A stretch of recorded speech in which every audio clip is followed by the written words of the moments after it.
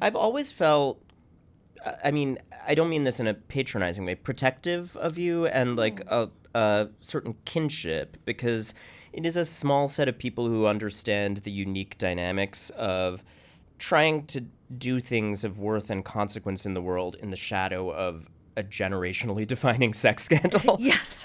It's a really particular challenge. It is. And I think that you have always carried yourself with so much poise and grace through that. Thank you. And that there's a lot of valuable things that we've learned historically about what not to do as a society when we look at how you were treated. And I see you right now, rising above that. Thank you. And so as someone who's had to do my own version of that. Yeah, you and your mom and your sister. And, yeah, absolutely. I really have been happy to see you thriving. Thank you, Ronan. That's really sweet.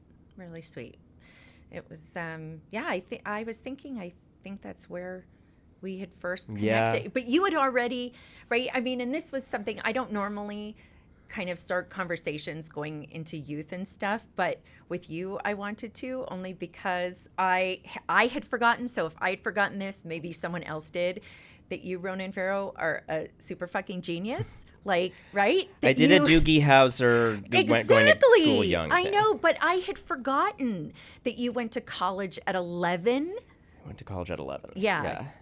How are my dysfunctional social skills after that? Well, I went to college at 19 and I still have But I mean, do you look back on that, just the sort of short of it, of going to college at 11, graduating at 16 with a bachelor's in philosophy, right? I mean, do you look back on that and just think, okay, this is my life, those were the choices, and I needed that to end up here? Or do you wish you had had more of a quote unquote normal childhood? I think I have moments of experiencing both. Mm-hmm. The choices were very self-driven, so that informs my present-day psychology about it. Mm-hmm. I didn't have like a helicopter mom. Right. I didn't have someone who was urging me to do that. If you talk to my mom about it, she's like, I don't know, I was along for the ride. I was so driven. I had such a jet engine of ambition in me. And I think I am still parsing why. And I imagine it's a confluence of all of these biographical factors. Right. There's a kind of best little gay boy in the world philosophy. Yeah. People talk about that frame of mind that can sometimes accompany that, if you're not going to be sort of the alpha male in the conventional patriarchal sense, sexuality-wise, that you're going to just succeed so much in other ways. So that's a particular kind of overachievement that you see in the gay community. Then on top of that, there's the whole being in the shadow of celebrity psychology. And I should say, just, I'm sure everybody knows, but in the event that there's an Martian who just came to Earth, who's actually listening to our podcast, that your mom is actress Mia Farrow and your dad is filmmaker Woody Allen. And your grandma is actress Maureen O'Sullivan. Jean from Tarzan. Yeah, so deep Nepo baby. Yeah. Well, no. All the way back. No, because you didn't go into entertainment in that way. That's a very generous use of that distinction. Thank you. I think that's right. And that actually is relevant to answering the question, that I wanted very badly to do things that mattered in the world, and especially earlier in life, cared a lot about having that be taken seriously in its own right. Yeah. Now I feel like I've matured into caring a little bit less in a way that is quite healthy. I think I was massively animated by those insecurities that I just talked about. Yeah. And then also sincerely really infused with intellectual curiosity and bored with grade school work and reading voraciously. And I had done all of my high school credits by the time I was done with sixth grade. They kept, like skipping me grades. And so I went to college young, and then I went to Yale Law, and I did the Rhodes Scholarship, and I got a PhD at Oxford and in political science. And that's how you know our mutual friend Jemima, right? Yeah, Jemima that's Khan? right. Jemima's the best. I really miss Jemima. I know. I miss We got to go visit Jemima. 100%. Jemima, we're coming for you. It's time to hang with Jemima. I think that some of that was almost self-destructive, that I was so relentless all the time. I think, by the way, also growing up in a kind of chaotic childhood. Right, because you had 14 siblings, or you're 14? I'm one of 14. Okay. And that was its own source of chaos. But also, there was this really destructive, painful court case right. around all of the allegations that my sister had about Woody Allen and Woody Allen marrying my other sister.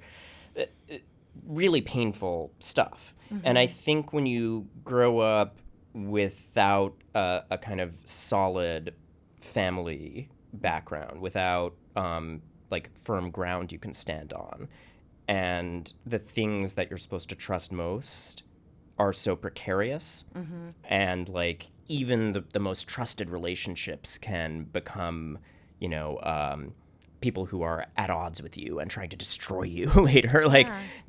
This is the kind of background that then leads you to, on some level, rush because you don't know how long you have, and you don't know that you can count on anything. Oh, that's interesting. So, this is my really armchair psychologizing later. Why the hell did I do this? But what's interesting about what you're saying is, so I chatted with Kara Swisher on the podcast early, and she was talking about, she's amazing. Yeah, she's fun. She was talking about having lost her dad when she was really young. And that instilled in her that same sort of a mentality, which is really interesting. It's just interesting to see that develop from something so different. Mm-hmm.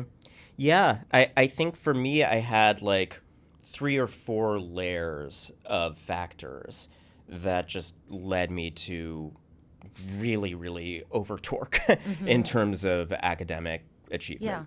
Yeah. And to your point, going into this question, nobody knows it about me now. So sometimes I do look back and I'm like, well, this was very intellectually rich, and in some ways I had a blast. But also why did I over-credential myself so much? Yeah, maybe you're secretly French, Maybe I'm secretly French.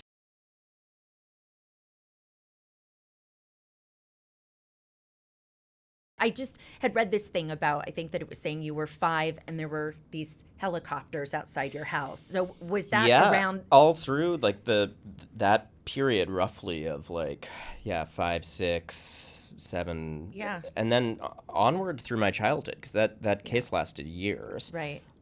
It was, people now thankfully have started to forget, but it was a white hot Shitstorm. Yeah, where, even my mom, who was wonderful through all of this and really protected us as much as I think a parent could. And so there's a lot of happiness and joy and magic in my childhood, too, because of her sheer force of protectiveness. But she moved us from New York to Connecticut. And even there, in really rural, middle of nowhere, in a farmhouse in a field, there'd be, the helicopters overhead and the paparazzi showing up and coming down the driveway, and it was very embattled feeling at times, which is another point of commonality, obviously. Well, I was just gonna say, because where it took me when I read that was, it took me back to this period where, in 1998 there was the period before I got immunity. I didn't get to leave the house very much, but if I was in the car and there was a helicopter, I would think I had been indicted. And so this was in this time before cell phones, right? So you couldn't just check your phone. And then that persisted for quite a long time, that I would be in the car, and if there started to be a helicopter or 2 helicopters hovering, I would panic. And now at this point I had a cell phone, so I could at least call someone.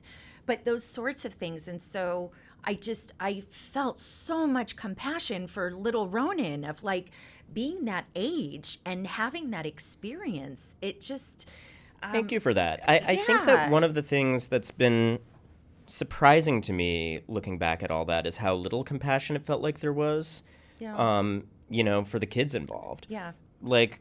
Mostly my experience of that legacy was people sort of judging me negatively for having this supposedly, wonderfully privileged background. And it certainly was in some ways. I own the privileged parts of it.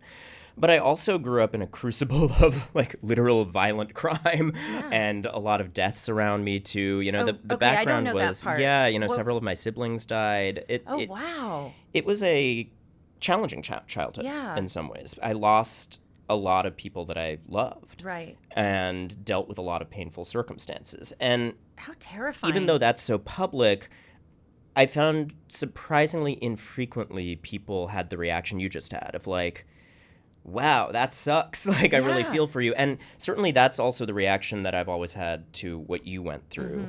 And I also think there was a paucity of that in the national reaction. Absolutely. As you were going through it right. anyway. Right.